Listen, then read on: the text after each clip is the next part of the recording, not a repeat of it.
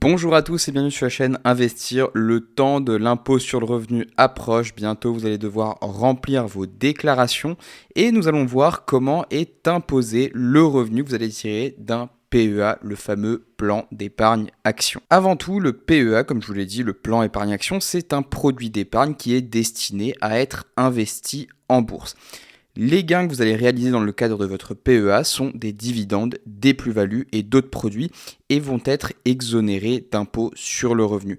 Ou du moins, c'est le régime fiscal idéal et c'est ce pourquoi il a été créé en fait. Vous inciter à investir dans l'économie, dans la vie économique locale, donc au niveau du pays, donc au niveau de la France ou alors au niveau de l'Union européenne. Et pour ça, il va vous donner la possibilité d'investir via ce PEA qui, si vous respectez correctement les délais, va vous permettre d'être exonéré d'une partie de l'imposition et donc forcément vous allez avoir un avantage fiscal qui ne va pas être des moindres. Mais ça on va le voir dans les différents cas de figure qui vont évidemment concerner les différents moments auxquels vous allez retirer vos fonds de votre PEA. Votre PEA va être exonéré d'impôt sur le revenu. Par contre, dans certains cas, il y a deux cas dans lesquels vous allez être imposé. C'est le cas lorsque vous retirez la somme de votre PEA avant les 5 ans qui sont nécessaires pour l'acquisition du bénéfice fiscal. Et vous allez également être imposé sur les revenus des titres non cotés que vous détenez dans votre PEA. Donc ces titres non cotés sont par exemple des actions qui ne peuvent pas être achetées ou vendues sur le marché boursier. Ils sont émis par des entreprises, petites ou moyennes, qui cherchent des financements directement auprès des investisseurs. Maintenant, on va voir comment s'articule cette fiscalité en fonction de 3 cas de figure que nous allons aborder successivement, soit l'absence de retrait ou rachat, le retrait ou rachat après 5 ans ou encore le retrait ou rachat cette fois avant 5 ans. Donc la première, c'est l'absence de retrait ou de rachat. Alors pendant la durée du PEA, les gains que procurent les placements qui sont effectués dans le cadre du plan épargne action ne sont pas imposables à condition d'être réinvestis dans le PEA. Donc ça veut dire concrètement que vous allez faire des mouvements dans votre PEA d'achat et de vente et ces mouvements ne vont pas être imposables dès lors que vous les réinvestissez dans votre PEA. Donc par exemple, techniquement, ça se concrétise comme ça. Je vais acheter une action AXA par exemple, je vais générer une plus-value, je vais vendre mon action AXA, donc forcément je vais avoir ma plus-value dans mon portefeuille, dans mon PEA. À partir de là, si je rachète une autre action, je n'aurai pas à payer d'impôt sur ce rachat, sur ce mouvement de manière générale. Et j'irai même encore plus loin, si je ne retire pas d'argent de mon PEA, je n'aurai pas à être imposé sur mes revenus. C'est logique. Toutefois, les revenus des titres qui sont non cotés, qui sont détenus dans un PEA, sont exonérés chaque année dans la limite de 10% du montant de ces placements, c'est-à-dire la valeur d'acquisition des titres. Donc ça, je vous le rappelle, ces titres non cotés sont souvent relatifs aux PME. Là encore, toujours dans ce cas de figure, les revenus qui vont dépasser cette limite sont soumis à un impôt de 12,8% et à 17,20% de prélèvements sociaux. Donc ça, c'était le premier cas de figure, donc l'absence de retrait ou de rachat. Ensuite, vous avez le retrait ou le rachat après 5 ans.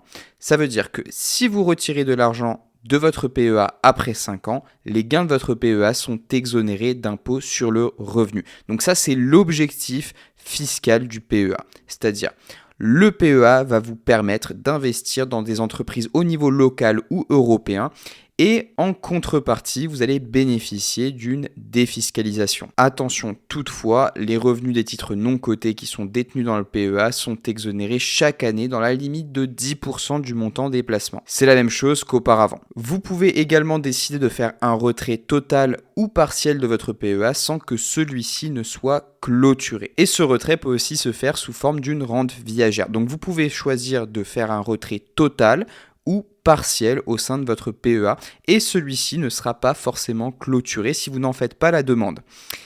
Attention, bien que vous ayez une défiscalisation partielle, c'est-à-dire que vous n'êtes plus soumis à l'impôt de 12,8% sur le revenu, vous avez quand même une partie de vos gains du PEA qui vont être soumis quand même à des prélèvements sociaux, à savoir la CSG et la CRDS. le montant de cet impôt, de ce prélèvement, est de 17,20%. Ces prélèvements sociaux vont s'appliquer sur vos revenus du patrimoine et de placement. Donc là, ce qu'il faut bien comprendre, c'est qu'on est en face, en fait, pour ces prélèvements sociaux de revenus qui proviennent du patrimoine. Donc par définition, le revenu du patrimoine constitue tous les gains financiers issus de tous les biens mobiliers et immobiliers appartenant à une personne physique. Et donc, tout ce qui va être par exemple assurance vie, SCPI, plan épargne entreprise, mais aussi PEA vont être imposés, ou plutôt on va prélever ces cotisations sociales dessus. Et quant à la manière de payer ces prélèvements sociaux, alors le site du service public nous dit que si vous avez effectué votre déclaration de revenus dans les délais, vous recevrez entre août et septembre un avis d'imposition commun pour vos prélèvements sociaux et votre impôt sur le revenu. Cet avis unique présente les informations suivantes. On nous dit le détail et le calcul des deux impositions, le total du montant à payer et les moyens de paiement que vous pouvez utiliser, ainsi qu'une date limite à laquelle vous devrez avoir payé évidemment ces prélèvements sociaux. Donc voilà, ça c'était le cas de figure du retrait ou du rachat après 5 ans. Maintenant, on va terminer par le retrait ou le rachat, cette fois avant les 5 ans. Donc déjà, si vous retirez de l'argent de votre PEA, que ce soit un retrait ou un rachat avant les 5 ans du plan d'épargne, le gain net réalisé depuis l'ouverture du PEA est imposé au taux de 12,8%. Si vous le souhaitez, vous pouvez toutefois opter pour une imposition au barème progressif et le gain net va correspondre à la différence entre les deux montants suivants, soit la valeur liquidative du PEA à la date du retrait et le montant des versements effectués sur le plan depuis son ouverture. Toutefois, les retraits anticipés vont bénéficier d'une exonération d'impôt sur le revenu dans certains cas. Il y a 2 cas particuliers auxquels je pense. C'est le décès du titulaire du plan ou alors l'affectation des sommes au financement de la création ou la reprise d'une entreprise, encore sous certaines conditions. Donc n'oubliez pas qu'à cela vont s'ajouter les 17,20% de prélèvements sociaux dont on vient de parler quasiment à l'instant. Et autre chose que vous devez également savoir, qui est très important, c'est que si vous effectuez un retrait sur votre PEA avant 5 ans, le PEA est considéré comme clos. Toutefois, dans certaines situations, notamment si vous ou votre conjoint êtes dans une situation de licenciement ou alors d'invalidité ou même de mise à la retraite, alors là, on peut reconsidérer cela et éviter éventuellement la clôture de votre PEA. Donc voilà, maintenant vous savez tout sur la fiscalité du PEA. J'espère que la vidéo vous a plu, qu'elle vous a aidé et je vous invite à regarder l'une des vidéos qui s'affiche à l'écran.